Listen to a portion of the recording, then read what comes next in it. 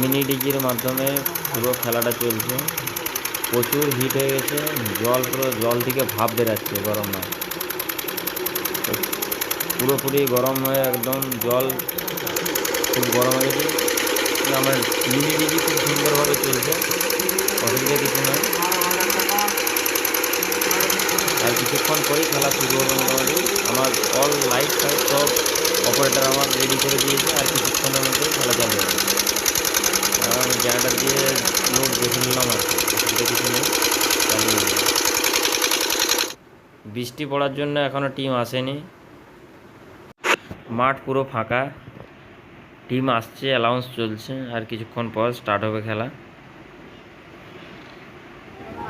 Operator Krishna mic বাজায়।